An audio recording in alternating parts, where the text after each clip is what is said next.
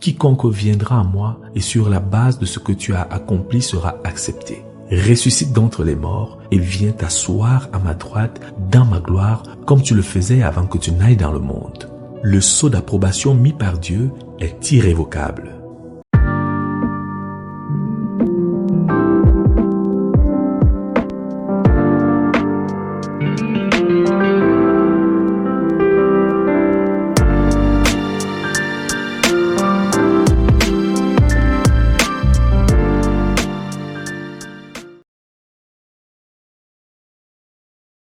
La mort de Jésus-Christ sur la croix a accompli un nombre de choses pour le pécheur. Nous allons en considérer juste quelques-unes. La justification. La justification, c'est le fait de rendre innocent un coupable devant un juge. Notre péché nous avait rendus coupables devant Dieu, mais par sa mort sur la croix, Jésus-Christ nous donne la possibilité de nous tenir devant Dieu comme si nous n'avions jamais péché. Maintenant, nous sommes justifiés par son sang. Romains chapitre 5 verset 9. Par la justification, il est donné aux pécheurs la possibilité d'être en paix avec Dieu, car étant donc justifiés par la foi, nous avons la paix avec Dieu par notre Seigneur Jésus-Christ. Romains chapitre 5 verset 1. Un jeune homme commit une très grave offense contre la loi de son pays. On l'amena devant le juge. Il fut jugé et déclaré coupable. Il fut condamné à la peine de mort par pendaison. Au moment où il allait s'approcher du lieu d'exécution, l'unique fils du juge s'avança et offrit de se mettre à la place du jeune homme. Il fut dépouillé et pendu à la place du jeune homme. Le fils du juge subit la peine et le jeune homme fut justifié. On lui demanda de se retirer comme s'il n'avait jamais commis l'offense. Il était justifié parce qu'un autre avait subi la condamnation à sa place. Jésus-Christ fit une chose semblable. Nous aussi, comme le jeune homme, avions commis un très grave péché. Dieu, le juste juge, nous avait jugés coupables et nous avait condamnés à passer l'éternité en enfer. Dans son grand amour pour nous, Jésus prit notre place et fut pendu à la croix où nous aurions dû être pendus. De cette façon, l'exigence de Dieu selon laquelle le péché doit être puni a été satisfaite. Et maintenant, il nous déclare libres comme des gens qui n'auraient jamais péché. Voilà la méthode de Dieu pour libérer les hommes pécheurs. C'est un moyen très coûteux, mais Jésus a payé le prix pour nous. Et l'Éternel fit retomber sur lui l'iniquité de nous tous. Ésaïe 53, verset 6b. Christ aussi a souffert une fois pour les péchés, lui le juste pour les injustes, afin de nous amener à Dieu. 1 Pierre chapitre 3, verset 18. Celui qui n'a point connu le péché, il l'a fait devenir péché pour nous, afin que nous devenions en lui justice de Dieu. 2 Corinthiens chapitre 5, verset 21. La rédemption, c'est la libération grâce au paiement d'une rançon d'une personne qui est tenue captive. Le péché fait du pécheur un prisonnier et il a une peine à subir. En payant la rançon par sa mort à la croix, Jésus a délivré le pécheur de la peine et de la puissance du péché. Christ nous a rachetés de la malédiction de la loi étant devenu malédiction pour nous. Galates chapitre 3 verset 13. Jésus-Christ qui s'est donné lui-même pour nous afin de nous racheter de toute iniquité. Tite chapitre 2 verset 14. Ils sont gratuitement justifiés par la grâce, par le moyen de la rédemption qui est en Jésus-Christ. Romains chapitre 3 verset 24. En lui nous avons la rédemption par son sang, la rémission des péchés selon la richesse de sa grâce. Éphésiens chapitre 1 verset 7. Imagine un marché d'esclaves. Il y a des maîtres avec leurs esclaves enchaînés. Les esclaves vont être vendus dans quelques pays lointains. Ils sont enchaînés et ne peuvent se libérer. Soudain, un homme important arrive au marché, paie le prix de chaque esclave, ôte leurs chaînes et les marques laissées par les chaînes et les déclare libres. Que c'est merveilleux! C'est exactement ce que fit Jésus. Nous étions esclaves de Satan et emprisonnés par lui, et nous devrions partager avec lui sa demeure, l'enfer. À la croix, Jésus paya le prix de notre libération et maintenant il nous déclare libres. L'esclave libéré a besoin d'une nouvelle demeure. Jésus y a également pourvu par sa mort à la croix. Il nous a d'abord enlevés du royaume de notre ancien maître Satan, puis nous a placés dans un royaume entièrement nouveau qui est le sien. Dieu qui nous a délivrés de la puissance des ténèbres et nous a transportés du royaume du Fils de son amour en qui nous avons la rédemption et la rémission des péchés. Colossiens chapitre 1, versets 13 à 14. On raconte l'histoire d'un jeune homme qui tomba dans un trou. Beaucoup de gens passèrent par là et pour leur sécurité, se tinrent à une bonne distance du trou. De là, ils se mirent à sympathiser avec lui. Quelques-uns lui firent des suggestions sur la manière par laquelle il pouvait sortir du trou.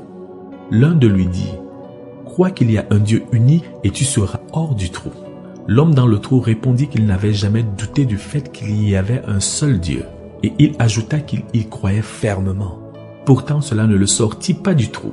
Un autre lui dit que tout ce qu'il lui fallait pour sortir du trou, c'était de jeûner souvent et de prier plusieurs fois par jour. Il essaya de prier et puisqu'il n'y avait rien à manger dans le trou, jeûner ne lui posa pas de problème. Mais cela ne le sortit pas du trou non plus.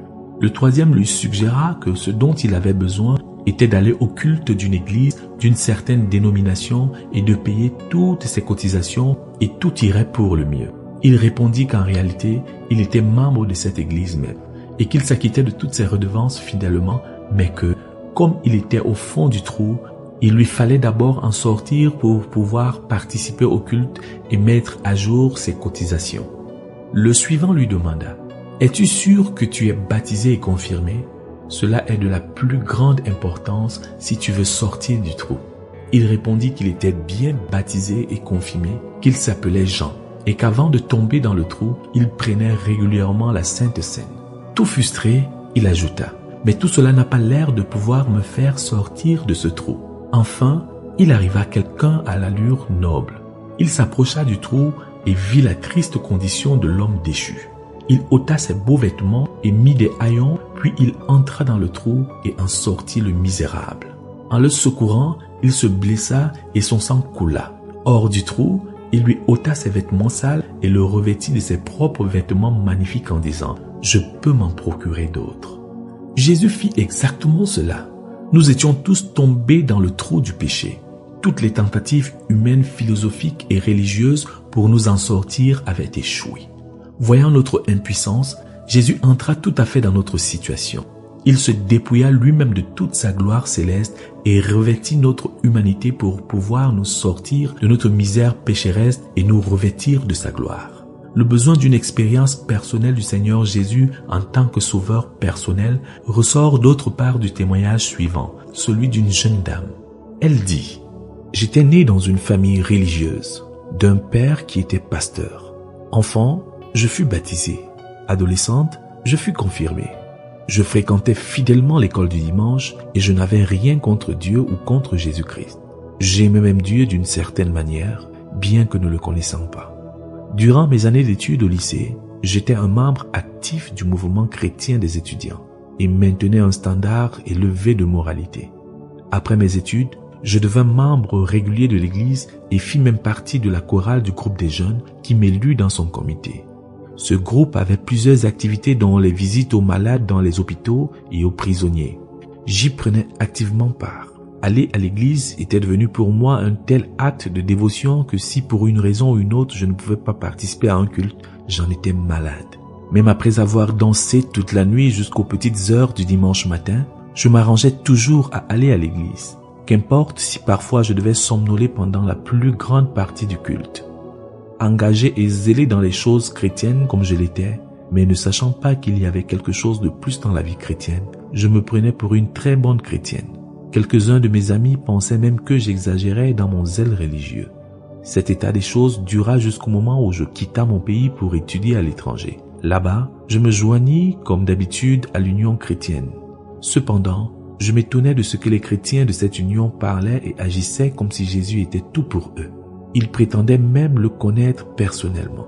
J'aurais certainement rejeté leurs prétentions comme étant présomptueuses si leur vie ne m'avait montré qu'ils avaient quelque chose de positif que je ne possédais pas et qu'ils attribuaient à l'œuvre de Jésus dans leur vie.